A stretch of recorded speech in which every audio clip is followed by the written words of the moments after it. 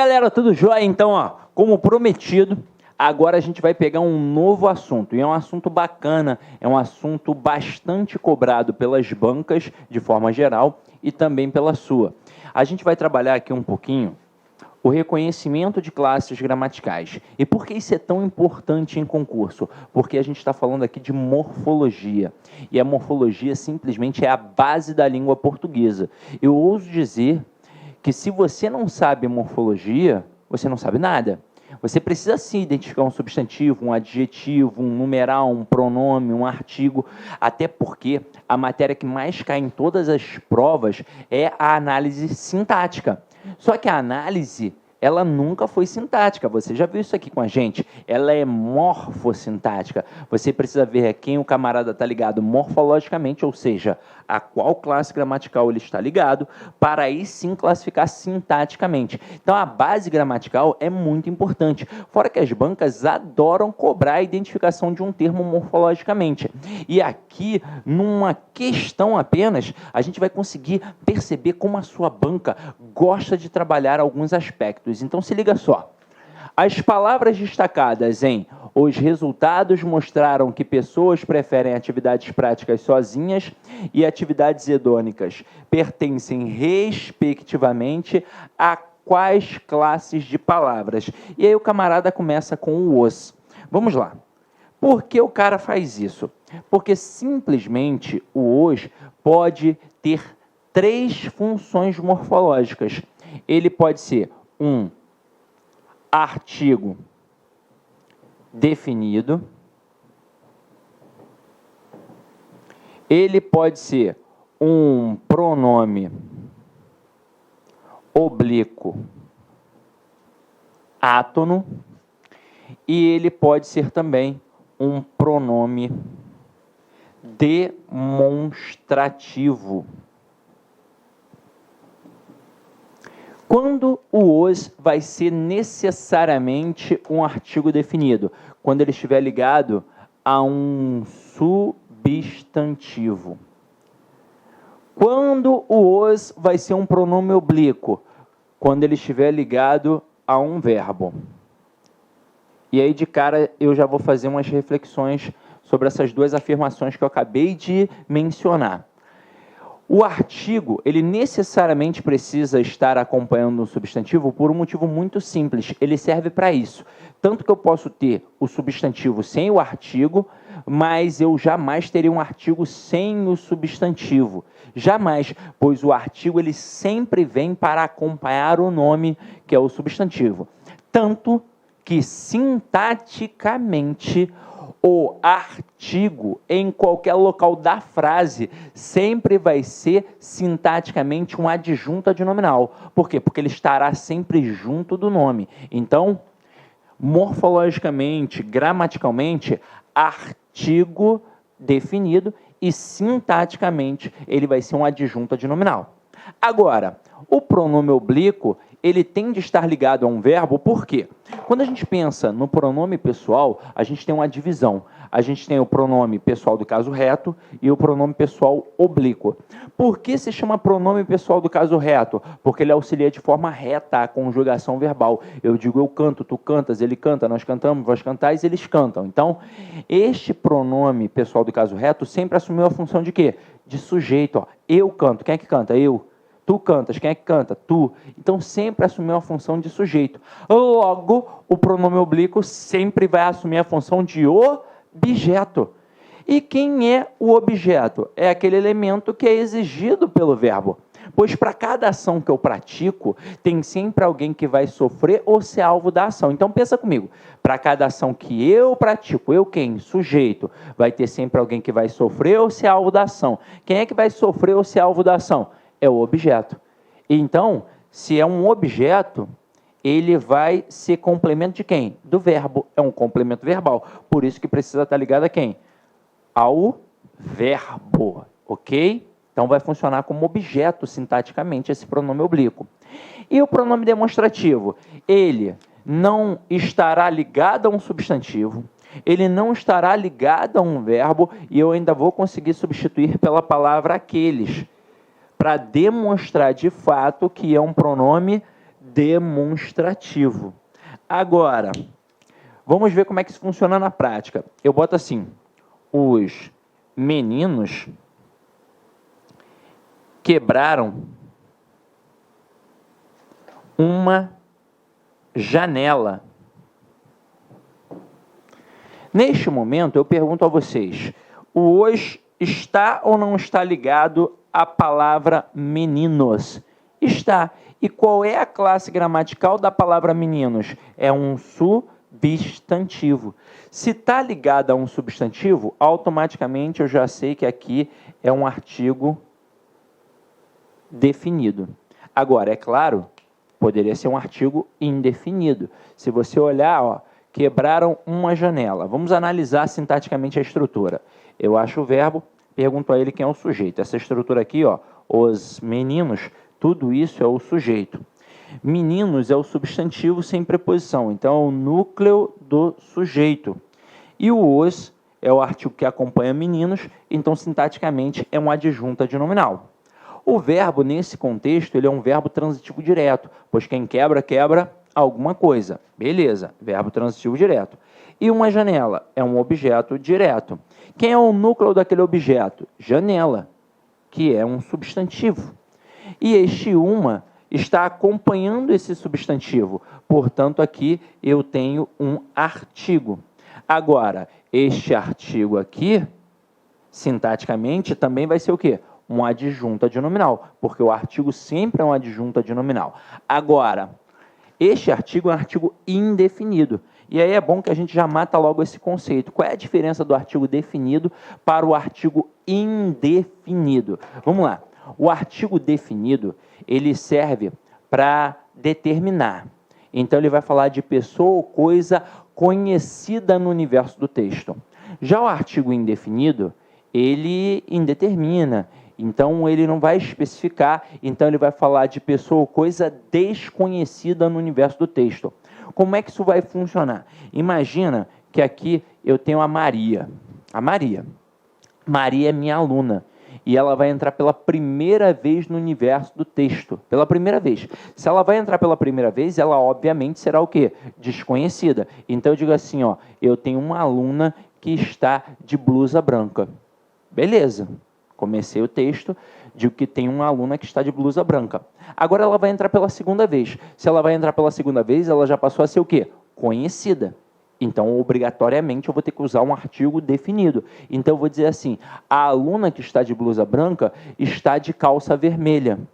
Então, primeira vez, artigo indefinido. Segunda vez, artigo definido. Aí você vai falar assim para mim, mas Sidney, eu sempre falo o sol, o mar e a lua. E você há de concordar comigo que são elementos conhecidos universalmente. Então, não tem por que indefinir. Agora, então, sempre eu vou começar uma frase com artigo indefinido? Sempre não. Vai depender da intencionalidade discursiva, vai depender da situação contextual, até porque é você que emprega o contexto com a sua intencionalidade discursiva. Então, na hora que a gente bota os meninos quebraram uma janela, esse os é um artigo definido, mostra que esse menino aqui, ó, os meninos no caso, são conhecidos, tanto do emissor quanto do receptor. É um ato de fala, é um ato de comunicação. E num ato de fala, num ato de comunicação, obrigatoriamente eu tenho duas coisas. Quem fala e quem ouve. Quem fala é o emissor, quem ouve é o receptor. Então aqui, quando eu digo os meninos quebraram uma janela, eu mostro que esses meninos são conhecidos para mim, emissor, e conhecidos também para o interlocutor. E mostro que essa janela é desconhecida para mim, emissor, e desconhecida também para o interlocutor. Como é que isso funciona mais ou menos? Imagina, a gente está dentro de um condomínio, você e eu. Agora o papo é nosso, é reto, aqui agora. Aí a gente está num condomínio e está vendo a molecada aprontando. Né? No condomínio a molecada sempre apronta. Aí a gente comenta assim, nossa, esses meninos vão acabar fazendo alguma besteira. Mas naquela hora ali, a gente não viu nada, só se ligou que havia uma possível situação de besteira, né? Eles vão acabar aprontando.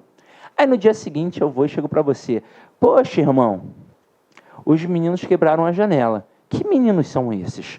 Os meninos que ontem a gente estava comentando que possivelmente aprontariam. Então, você já sabe quem são, até porque eu também sei.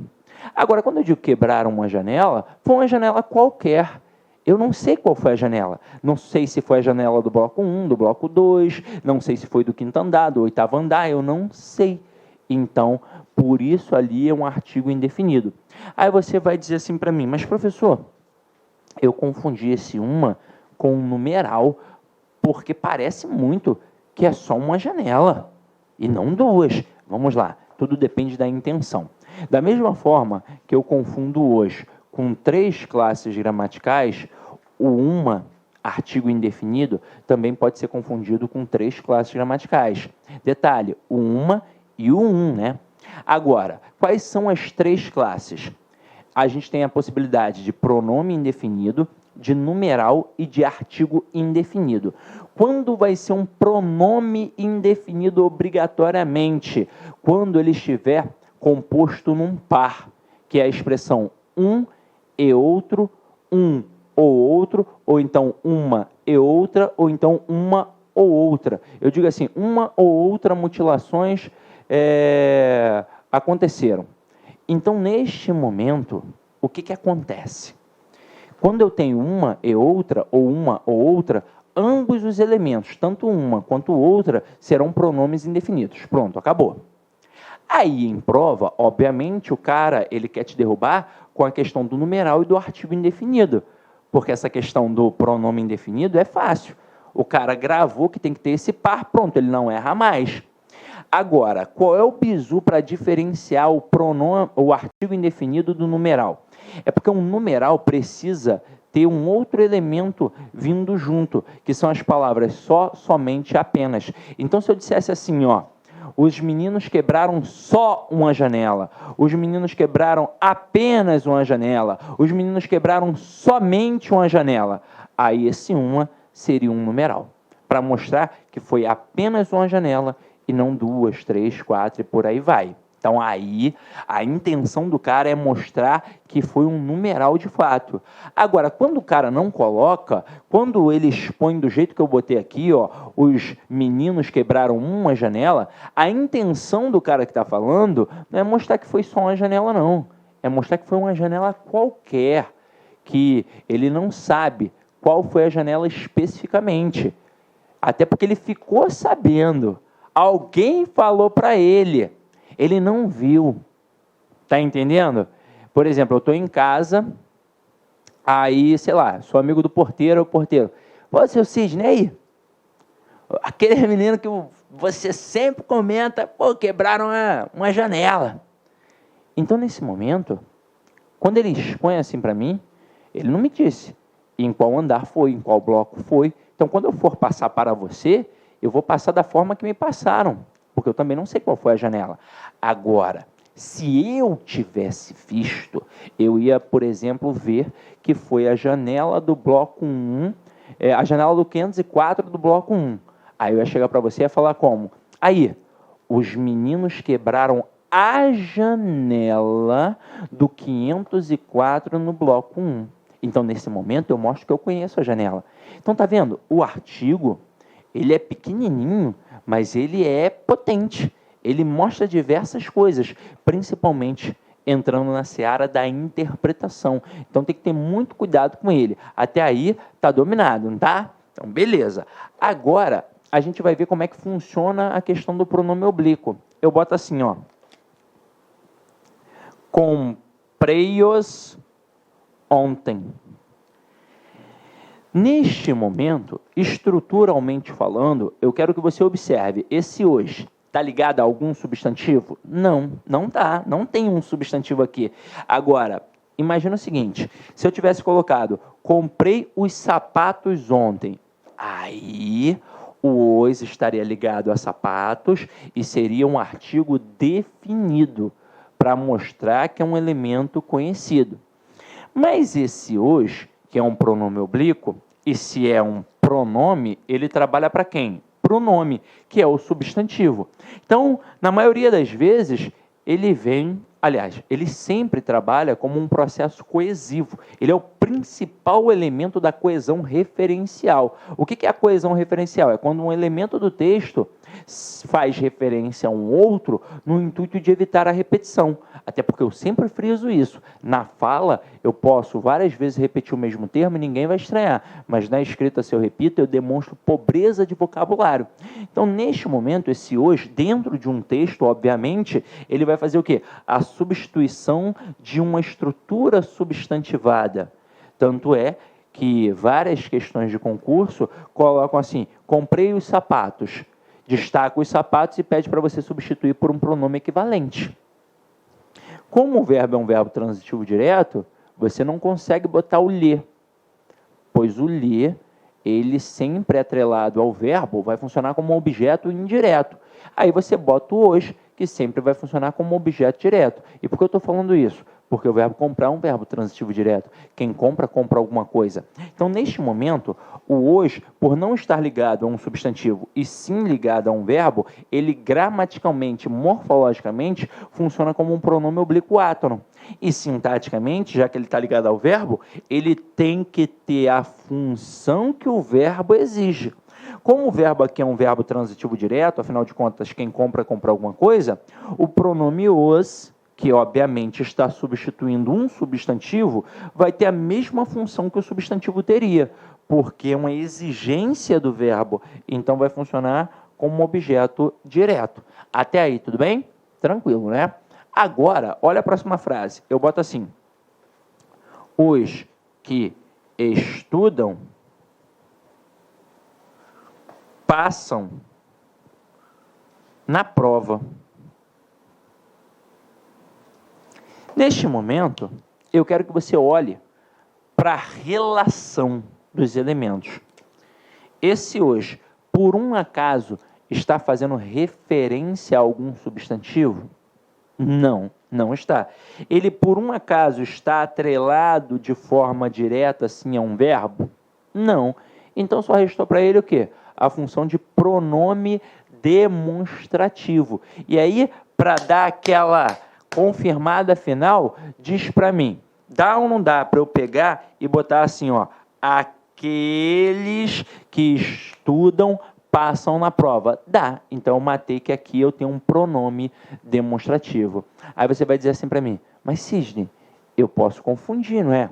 Porque na primeira frase, os meninos quebraram a janela, e eu tenho como pegar esse hoje e dizer, aqueles meninos quebraram a janela. Aí, olha só a sequência de informações que a gente veio dando aqui.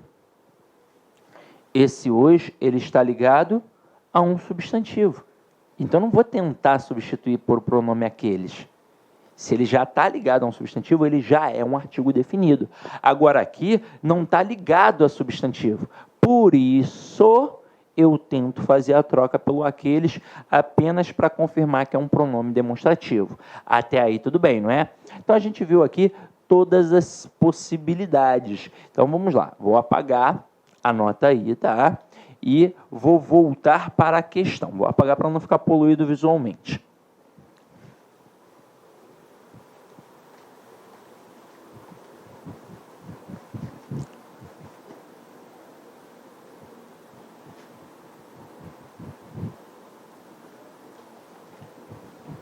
Olha aí a questão. Neste momento, os resultados mostraram que as pessoas preferem atividades práticas sozinhas e atividades hedônicas. O hoje está relacionado a qual palavra notoriamente? Resultados.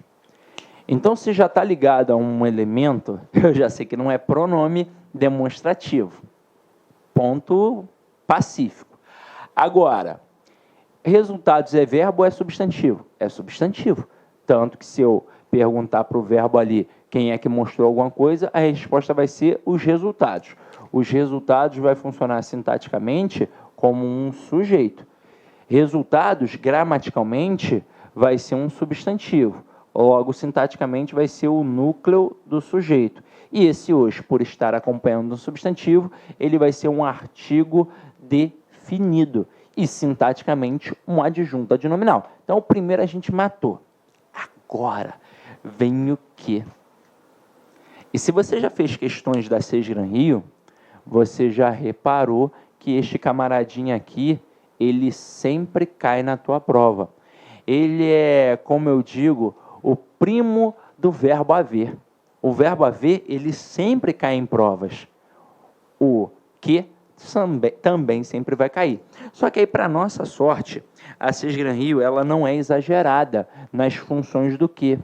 A gente sabe que tem uma gama enorme aí de possibilidades de classificação do que, mas ela é mais pontual. Ela basicamente cobra pronome relativo e conjunção integrante, tendo uma possibilidade de extensão para a conjunção subordinativa adverbial consecutiva. Aí agora a gente vai entender por que a Sesgran Rio trabalha assim e como a gente vai identificar essas pegadinhas. Então se liga só, deixa eu colocar aqui, ó. O que ele, em prova de concurso público, ele basicamente pode ter 3 funções. Ah, tem outras possibilidades? Tem, claro que tem, uma porrada. Agora, na maioria das vezes, é assim que funciona. Ou ele vem como conjunção integrante, ou ele vem como pronome relativo, ou ele vem como conjunção subordinativa adverbial consecutiva. Mas a Sesgran Rio adora mesmo é a distinção entre conjunção integrante e pronome relativo. E agora a gente vai começar a entender. Vamos lá.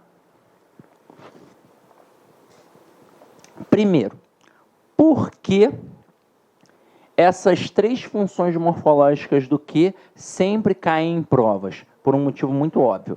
Quando a gente pensa em período, a gente tem notoriamente o período simples, que só tem um verbo. Tanto é que ali eu posso dizer que existe uma oração absoluta, afinal de contas só tem um verbo. E eu tenho um período composto, que pode ser por coordenação e por subordinação. Quando é por coordenação, os elementos são coordenados. Isso significa que eles estão ali, ó, equiparados. Que um não vai exercer função sintática em relação ao outro, porque eles são de igual relevância. É assim que funciona. Agora, quando a gente tem uma oração subordinada, como diz o próprio termo que é militarizado, eu vou ter uma oração principal aqui em cima, uma oração subordinada aqui embaixo, dependendo da principal para poder fazer sentido. E quando eu penso em orações subordinadas, eu tenho 3. Eu tenho a oração subordinada substantiva, a adjetiva e a adverbial. Então, o que é conjunção integrante, ele vai encabeçar a oração subordinada substantiva. O que é pronome relativo vai encabeçar a oração subordinada adjetiva. E o que é uma conjunção subordinativa adverbial consecutiva, vai, obviamente, encabeçar a oração subordinada adverbial. Obviamente, que é a consecutiva, que é aquela que indica consequência. Agora, numa prova, num texto, como é que a gente faz a identificação? Esse daqui que eu destaquei, ele é o mais fácil de identificar, pois quando você pega as conjunções para estudar, e detalhe, as conjunções são importantíssimas para a prova. Você percebe que a gramática te dá o nome da conjunção, o valor semântico da conjunção, a ilustração de algumas conjunções e depois uma frase aplicada. Então você pega a aditiva, vai dizer que ela indica adição, soma, acréscimo, principais conjunções, e, nem, mas também, como também. Aí você vai colocar na prática, Arthur estuda e trabalha. Pronto. O Arthur não só estuda, como também trabalha. Então, mostra a noção de soma. Agora você pega uma adversativa. Ela indica diversidade, contraste, oposição. Principais conjunções. Mas, porém, todavia, entretanto, contudo, no entanto. E aí, vai botar em prática. Guilherme de Luca malhou, mas não ficou forte. Então indica a oposição, que é a quebra de uma lógica. Afinal de contas, se ele malhou, o resultado esperado era ter ficado o quê? Forte, mas ele não ficou forte. Agora, quando você pega a conjunção subordinativa adverbial consecutiva, notoriamente vem lá, ó, indica consequência. Principal conjunção, ó, o que? Mas a gramática faz um adendo. Este que é correlacionado, ou seja, ele tem um par. E que par vai ser esse? Vai ser um intensificador, que são as palavras tanto, tal, tão e tamanho. Então eu coloco assim, ó. Arthur estudou tanto que passou em primeiro lugar. Galera, neste exato momento, quem apareceu aqui? O que? O que ele sempre faz o quê? Ele sempre encabeça as orações subordinadas. Então, como eu vou separar a oração subordinada da oração principal? Exatamente onde aparece o quê? Então, ó, Arthur estudou tanto, pá, que passou em primeiro lugar. Aqui já tem um verbo, não tem? Então, aqui eu vou chamar de oração principal e toda oração a qual que encabeça, a qual que faz parte, eu vou chamar de oração subordinada, que eu, por enquanto, não sei qual é. Agora, depois de ter separado, depois de ter definido quem é a oração principal e quem é a oração subordinada, qual é o próximo movimento? É buscar na oração anterior um intensificador, que são as palavras tanto, tal, tão e tamanho. Se eu conseguir tal fato, é porque eu vou ter uma relação de causa e consequência. Opa, vou ter uma relação de causa e consequência. Eu só preciso saber o que é causa e o que é consequência. A causa é a origem de um processo e a consequência é o que decorre diante daquilo. Então, quando eu digo Arthur estudou tanto que passou em primeiro lugar, qual é a causa? É o Arthur ter estudado muito. E qual é a consequência do Arthur ter estudado tanto assim, ter estudado muito? É ter passado em primeiro lugar. Então, eu percebo notoriamente a relação de causa e consequência. Então, neste momento, eu mato que este que é uma conjunção subordinativa adverbial consecutiva e que aqui, obviamente, eu vou ter uma oração subordinada adverbial consecutiva. Mas como a Sesgran-Rio gosta de cobrar essa estrutura? A Sesgran-Rio, quando vem aqui, gosta de cobrar o valor semântico de fato. Você vai reparar, ela vai destacar o que ou toda a oração a qual que faz parte e vai perguntar qual é o valor semântico exposto ali. E vai colocar várias opções. Vai colocar causa, consequência, vai colocar explicação, conclusão. Aí quando o aluno olha, ele sente assim, nossa, parece uma explicação. Até porque os valores semânticos, eles são fronteiriços. É por isso que a gente precisa de um padrão, a gente precisa de um norte. E este padrão vem do quê? Vem da essência. O E, por exemplo, essencialmente é aditivo, mas ele pode adquirir outras nuances semânticas que ficam, né, ali para mostrar uma outra interpretação. Mas o valor de adição, mesmo quando o E não é de adição, fica ali subjacente. Agora, aqui neste momento, a banca vai cobrar em cima do valor semântico, pois quando tem conjunção, seja ela coordenativa ou subordinativa, ela tem um valor semântico muito forte, então a banca gosta de fazer isso. Por exemplo, se a gente fosse pensar em função sintática da oração, já que a oração subordinada exerce função sintática em relação à oração principal, a subordinada adverbial, ela teria a função de quê? Ela teria a função de um adjunto adverbial. Pode ser que um dia cobrem isso? Pode, mas em banca, em prova, principalmente na Seja Rio, eles gostam de cobrar o valor semântico. E aí o que acontece com o aluno? Quando ele observa que tem o valor de causa e consequência, às vezes ele fica meio perdido, porque ele pensa assim, nossa, a frase como um todo tem um valor de causa e consequência. Aí agora, o que o cara quer que eu marque? Se é causa ou é consequência? Se você gravar que a causa sempre estará do lado do intensificador e a consequência sempre do lado do que, você nunca vai errar. Então o que vai ser sempre o quê? Consecutivo, sempre vai indicar a consequência.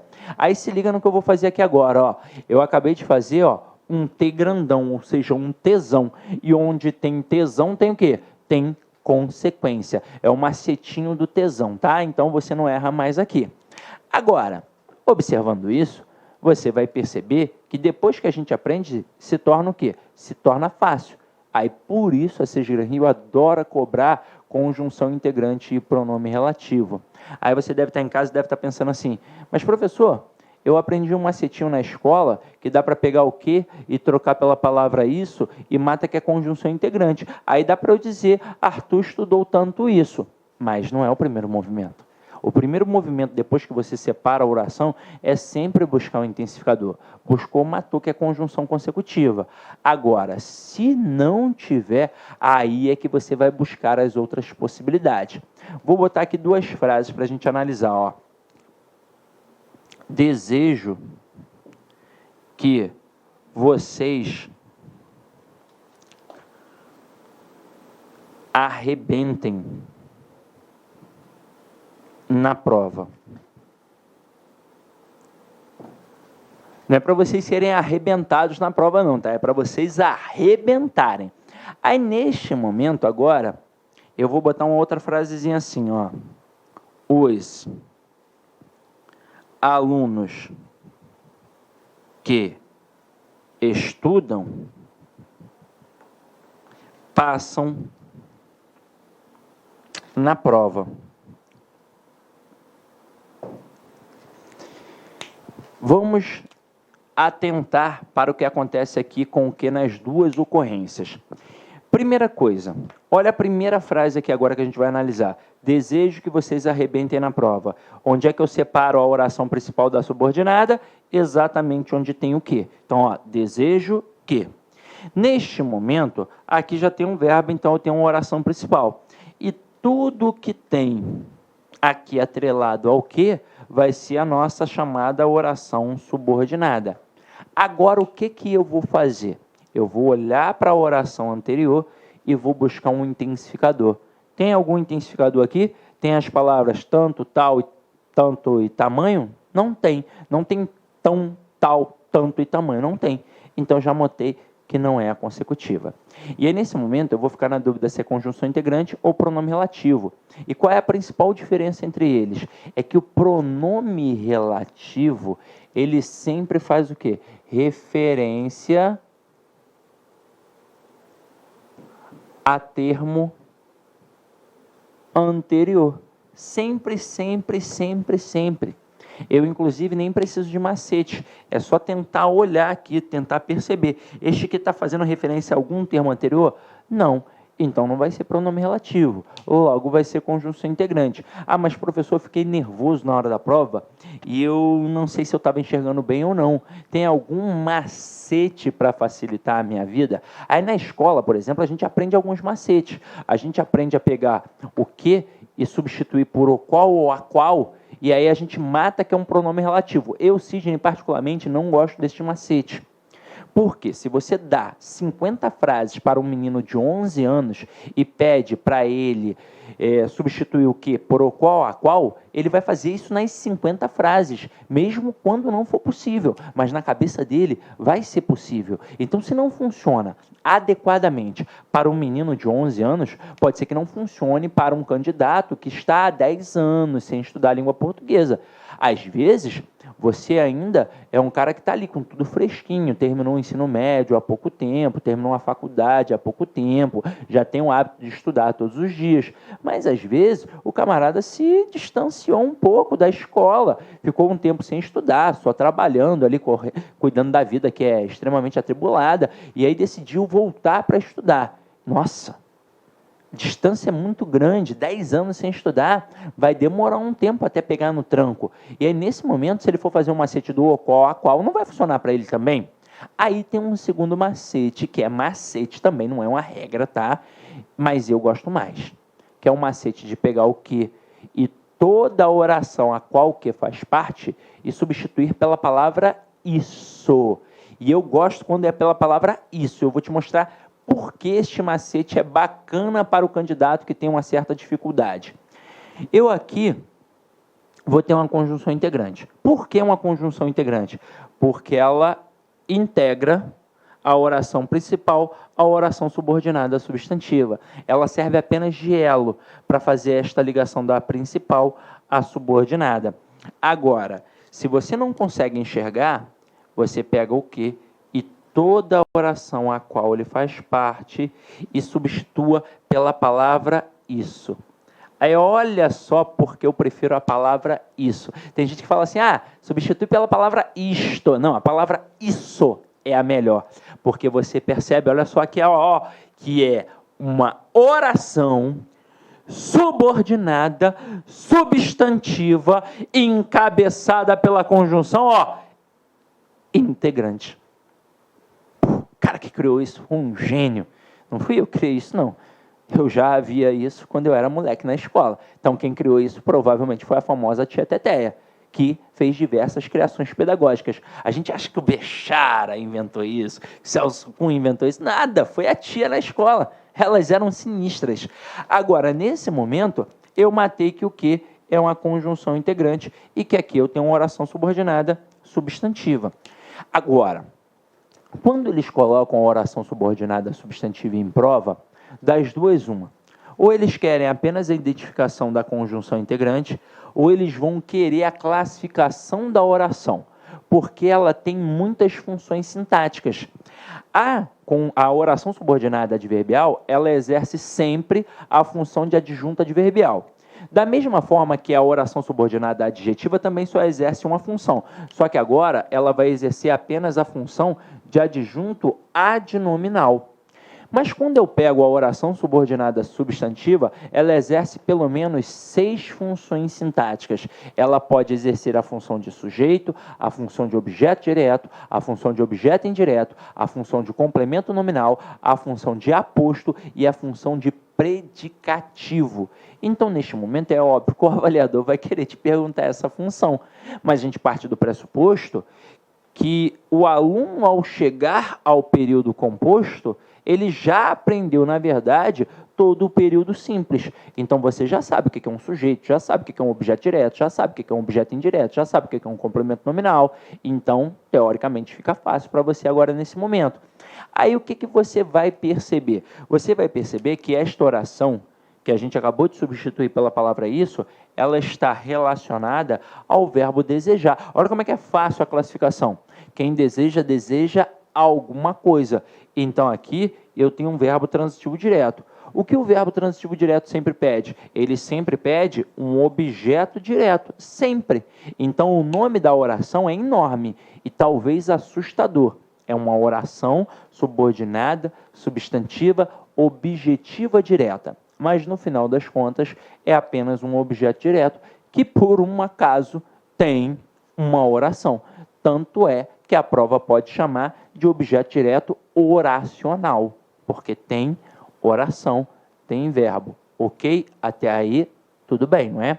Então, a gente matou como é que funciona a conjunção integrante. Agora, olha a próxima frase. Os alunos que estudam passam na prova. Eu separo a oração principal da oração subordinada exatamente onde aparece quem? O quê? Separei. Beleza. Aí você vai perceber que aqui no termo os alunos, você ainda não tem um verbo. Então, eu não posso chamar de oração. Eu vou chamar de estrutura nominal, por enquanto.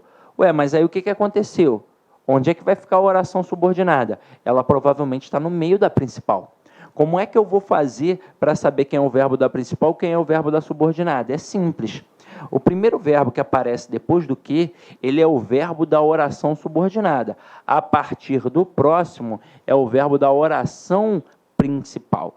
Então, aqui, os alunos passam na prova, Tudo isso é o que a gente chama de oração principal.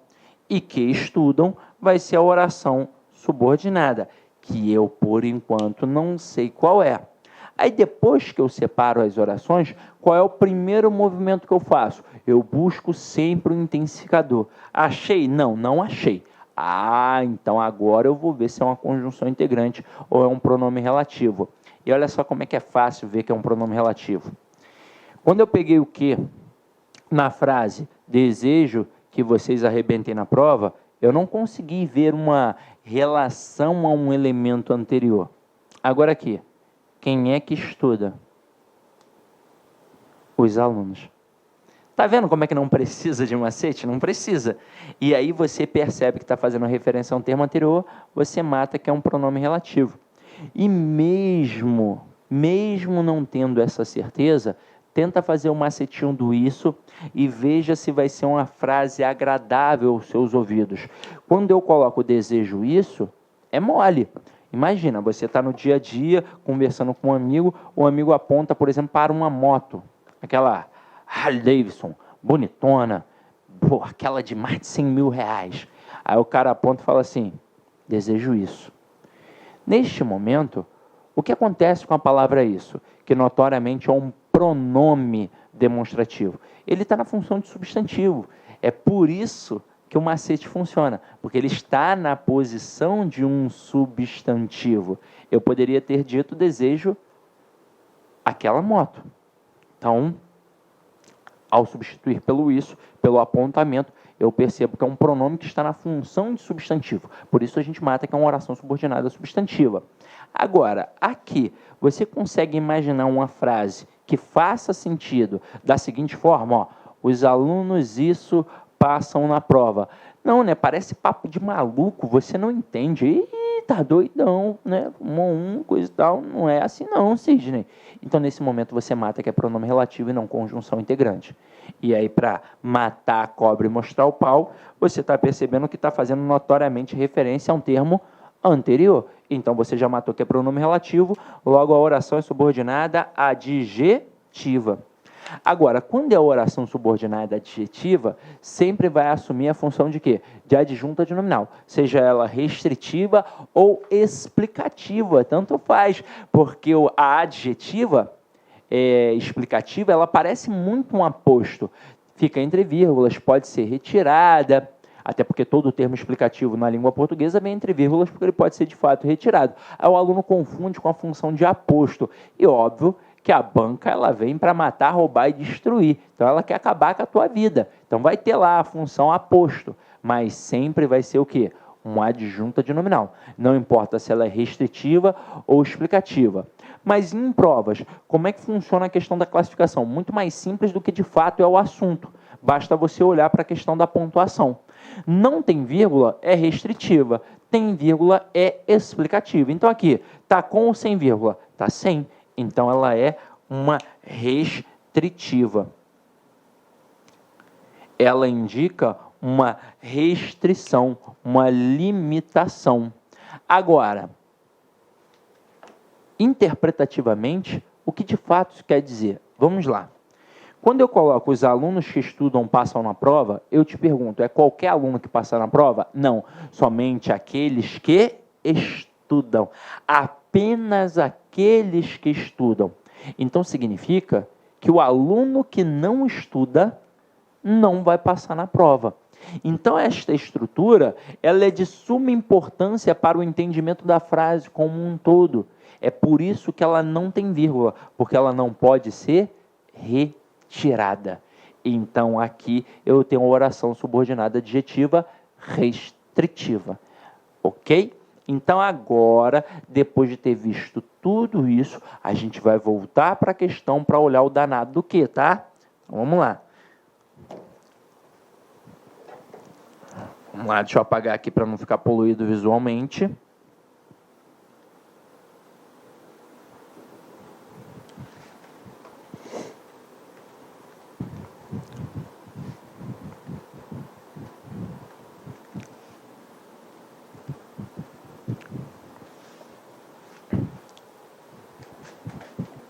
Olha aqui, galera. Os resultados mostraram que... Diz para mim, aquele que por um acaso está fazendo referência ao termo anterior? Não, não está. Ah, mas professor, fiquei na dúvida. Achei que estava fazendo, hein? Ah, eu quero fazer um macetinho. Então pega o quê? Toda a oração a qual ele faz parte e veja se dá ou não dá para substituir pela palavra isso. Dá, ó. Os resultados mostraram isso. E por que eu já estou fazendo assim? Porque notoriamente não tem um intensificador. A Cisgran Rio adora cobrar a diferença de conjunção integrante para pronome relativo. Adora. Então, neste momento, se eu consigo substituir pela palavra isso, eu mato que é uma conjunção integrante. Aí, olha só a maldade aqui. Ele bota na letra A, B, C e D pronome. E na letra E, conjunção. Para derrubar quem? O candidato que não se preparou. Pois, nesse momento, como é que funciona o cérebro humano? Você vai olhar para 4 opções que tem pronome e só uma que tem conjunção. Naturalmente, o que você pensa? Ah, é um pronome. Pô, tem uma porrada de possibilidade de pronome, então, pô, vai ser conjunção? Claro que não. O cara não faria isso. Até porque na hora que você identifica que é uma conjunção, você mata a questão. Então, o gabarito é a letra E. A gente acabou de matar que é uma conjunção integrante. Mas vamos continuar olhando. Aqui o cara bota atividades hedônicas. A palavra hedônica significa prazerosa, então são atividades prazerosas. Então, tá ou não está qualificando, caracterizando o substantivo ali, atividade? Está. Então, neste momento, a gente mata de fato, que é um adjetivo. Então, gabarito, letra E de elefante. Aí, agora, a gente vai para a questão 15. Questão 15 é uma questão de colocação pronominal. Tá assim, ó. Constatou-se que a área perto da antena do celular sofreu um aumento de 7% em consumo de glicose em relação ao escaneamento anterior, se tornando um pouco mais ativa. Considere as regras gramaticais da língua padrão culta e assinale a alternativa correta quanto ao que se afirma a respeito da colocação pronominal e do verbo que se encontra em destaque. Aí aqui a gente tem diversas informações, mas antes de mais nada a gente precisa relembrar um pouquinho o que é a colocação pronominal. Então, colocação pronominal, primeiro de tudo, não é um elemento, não é um assunto isolado da gramática. É, na verdade, um mistão de transitividade verbal e coesão textual. Aí, quando a gente pensa em colocar um pronome, a gente pensa no pronome oblíquo átono. Falei de colocação pronominal, eu falo daquela sequência. Me, te, se, nos, vos, ou alê, os, as, lês. Então, estou falando destes caras. E aí, estes pronomes, eles podem entrar ali no verbo em 3 posições. Então, aqui, ó, colocação pronominal.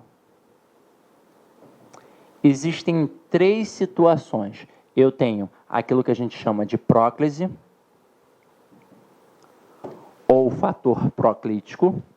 A gente tem aquilo que a gente chama de ênclise, ou fator enclítico, e aquilo que a gente chama de mesóclise, ou fator mesoclítico.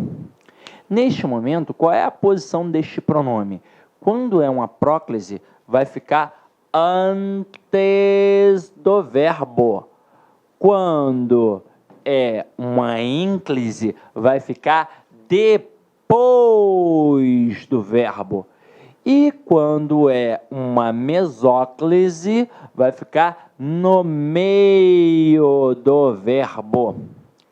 Aí vocês vão aprender que a língua portuguesa no Brasil, ela é extremamente proclítica.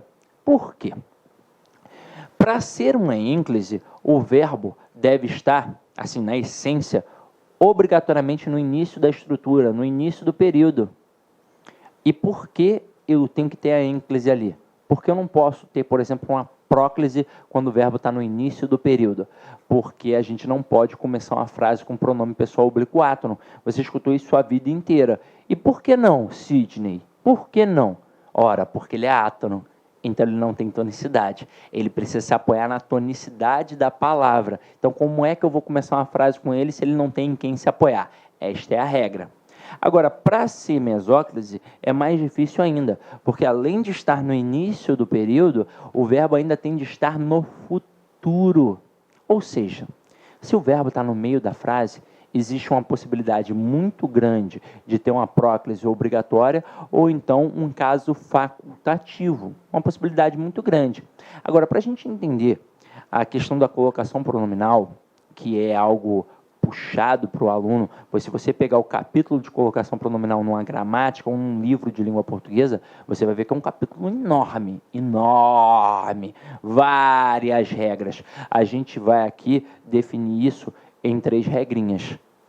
Tudo aquilo que você vê na gramática, eu vou condensar em 3 regras, para que você possa entender com calma e tranquilidade. São as 3 regras de proibição da colocação do pronome, tá?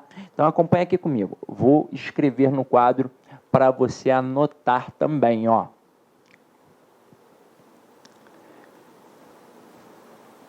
Vamos lá.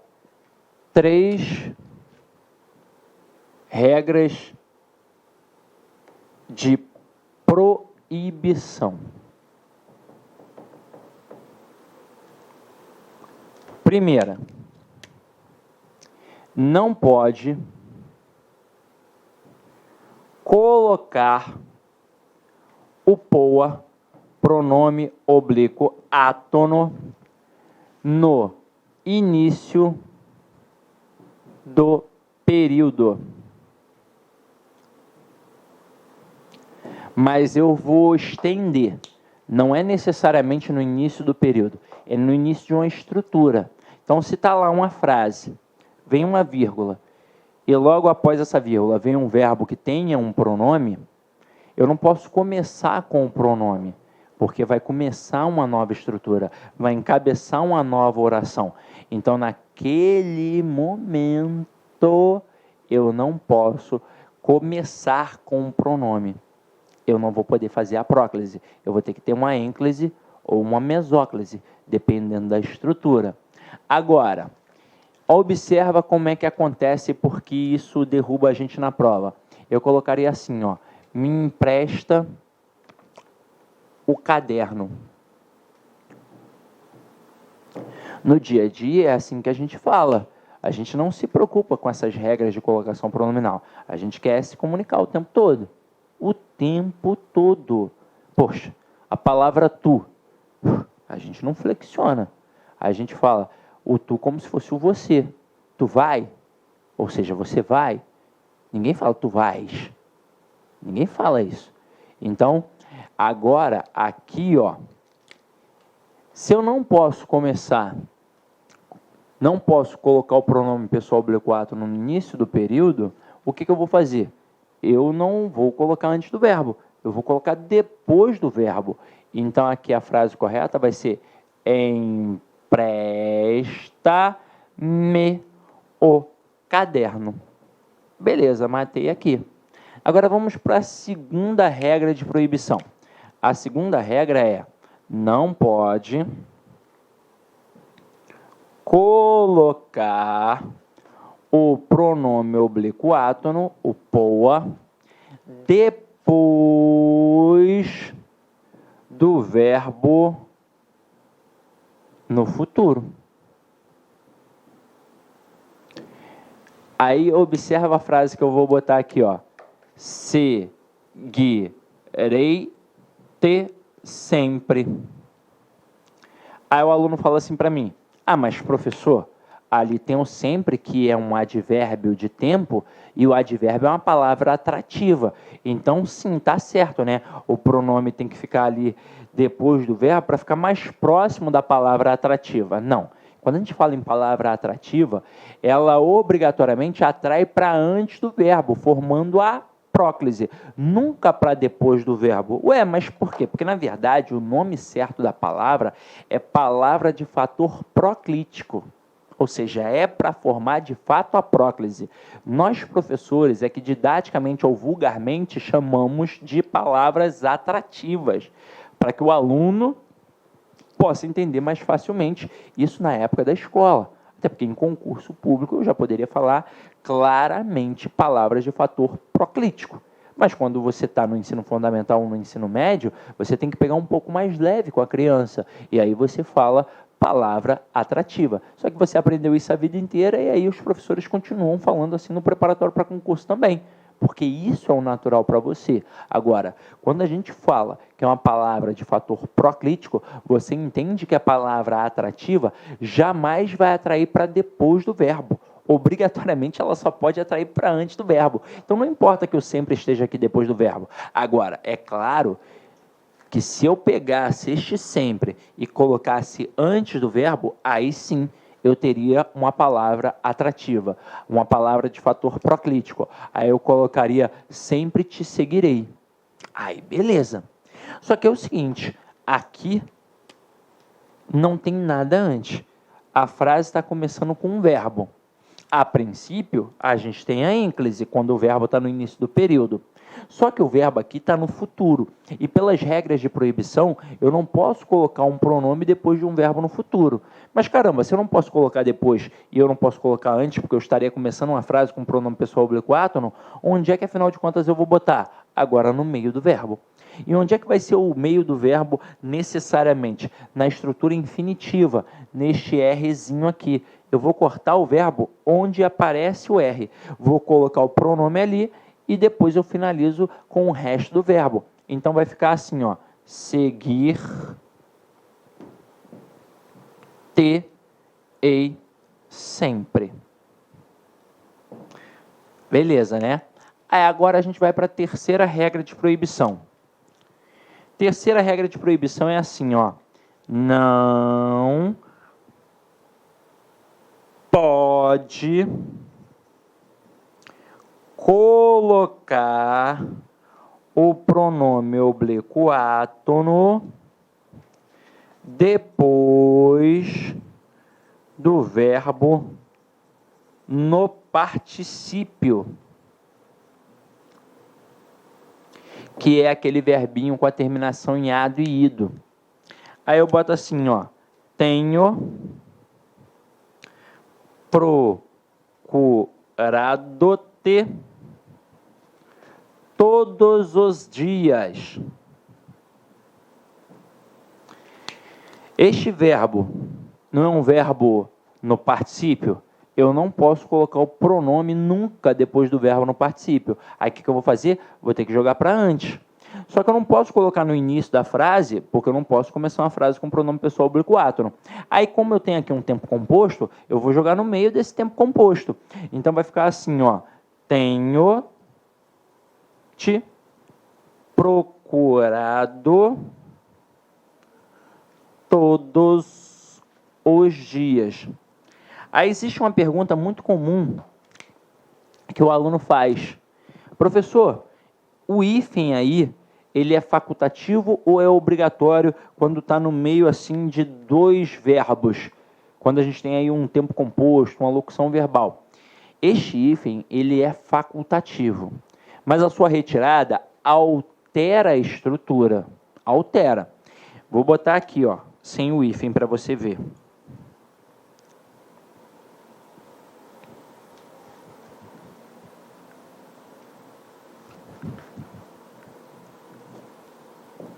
Olha a pronúncia. Com o hífen, tenho te procurado todos os dias. Sem o hífen, tenho te procurado todos os dias. Então, isso demonstra que a presença do hífen faz com que o processo de colocação ocorrido aqui seja o da ênclise, em relação ao verbo ter, em relação ao primeiro verbo. É um processo enclítico. Agora, quando eu tiro o hífen, vai ser um processo de próclise em relação ao verbo principal, em relação ao verbo no particípio. Altera, inclusive, a pronúncia. Até aí, tudo bem, não é? Agora, todas essas estruturas, se a gente tivesse colocado uma palavra atrativa, como, por exemplo, a palavra não, que notoriamente é uma palavra atrativa, porque é uma palavra de valor negativo, eu obrigatoriamente acabaria tendo o quê? Acabaria tendo a próclise. Então, ó, boto o não aqui. Ficaria não me empresta o caderno. Boto o não aqui, ficaria não te seguirei sempre. Boto o não aqui, ficaria não te tenho procurado todos os dias. Ficou até feio, mas é isso mesmo. Agora, o não, você já deve ter escutado, que ele em 100% dos casos é uma palavra atrativa, é uma palavra de fator proclítico. Em 100% não, mas é em 99,9% dos casos. Quando é que ele não vai ser proclítico obrigatoriamente? Quando o verbo em questão for um verbo no infinitivo. Pois o verbo no infinitivo, com aquela terminação no Rzinho, é o único verbo que é essencialmente enclítico. É o único verbo. Então, eu boto uma estrutura simples aqui, como, por exemplo, achar-se.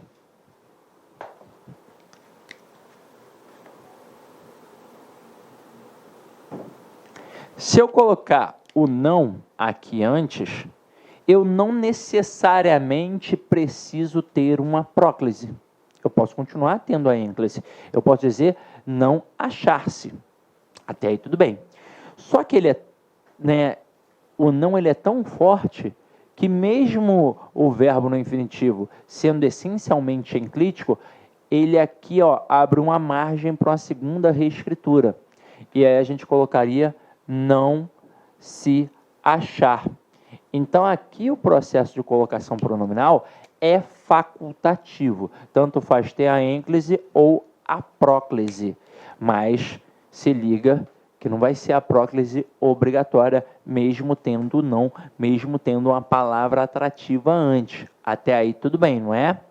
Agora, quais são os outros casos interessantes para a gente avaliar de colocação facultativa? Os principais. Eu gosto de dois. Os dois principais. Eu boto assim, os alunos do LAC se destacaram e os alunos do LAC destacaram-se. Neste momento, o que ocorre aqui? A gente tem um sujeito explícito, ou seja, eu estou visualizando, e o núcleo é um substantivo. Então, quando eu tenho um sujeito explícito com um núcleo substantivado, o processo de colocação pronominal é facultativo. Tanto faz ter a próclise, como ocorre na primeira frase, os alunos do LAC se destacaram, ou então ter a ênclise, como ocorre aqui na segunda frase.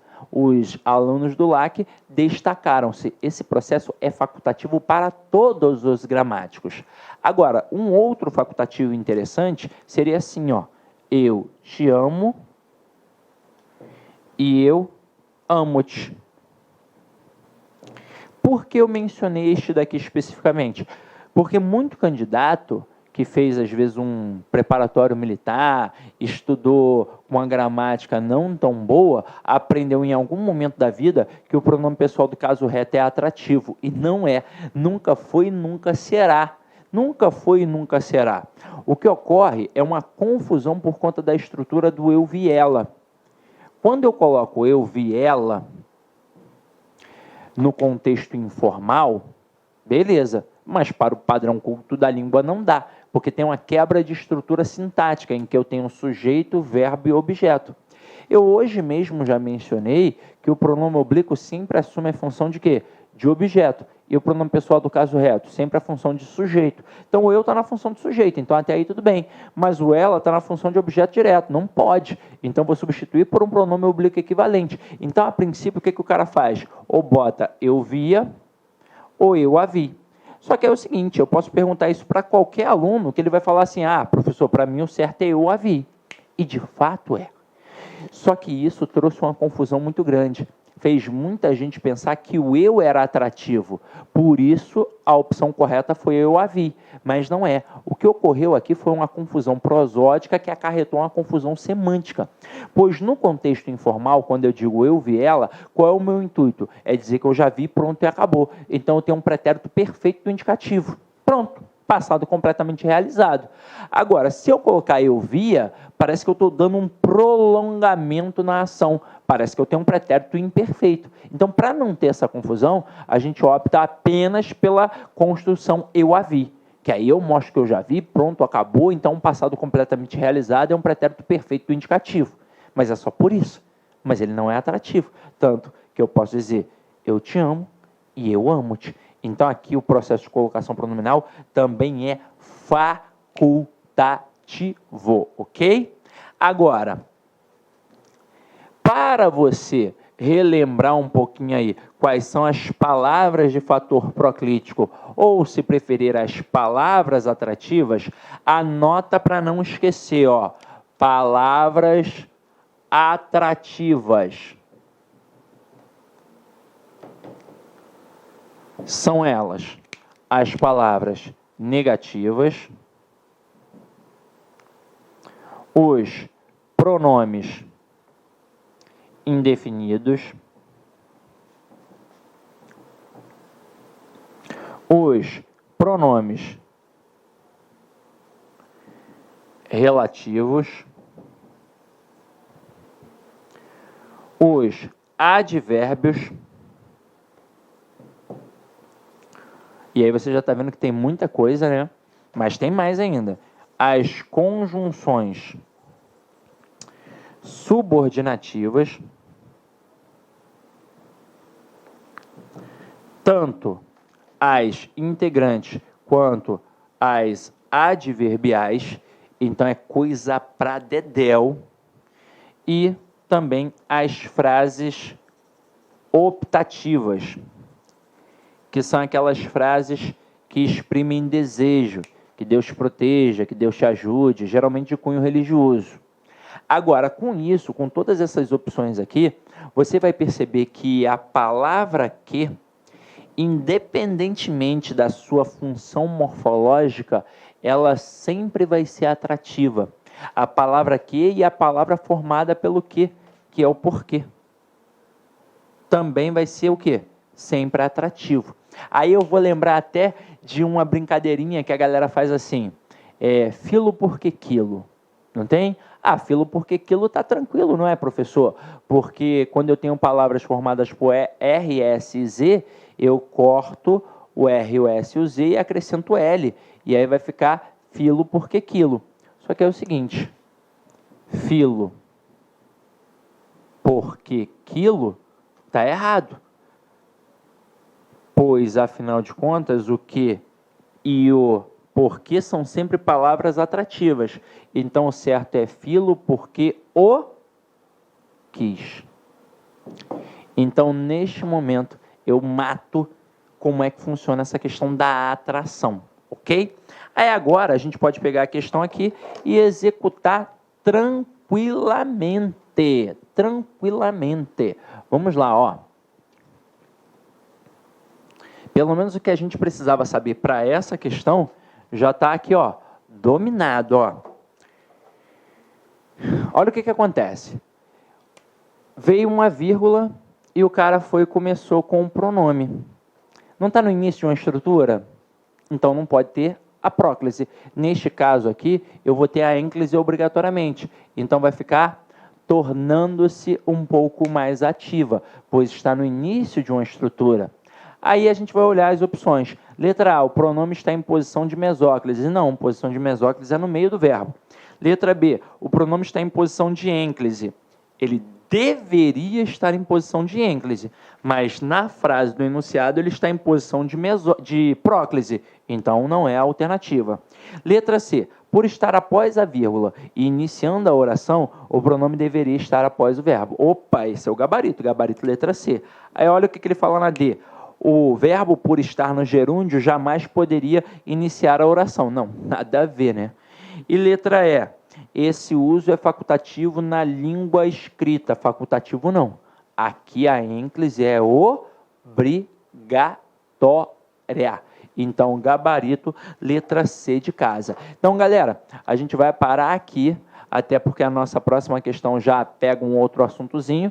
A gente já estendeu muita informação, eu até dei uma condensada, eu não dei mais informações que a gente vai acabar até tendo que fazer num outro momento, porque já foi muita informação. Então dá uma paradinha, vai dar uma relaxada, beber uma água, tomar um café, sair com a patroa, sair com o marido, sei lá, brincar no play, e aí depois você volta, tranquilo? Então, é importante, tem que estudar, mas também tem que relaxar. Mente sã, corpo são, e por aí vai. Então, tamo junto.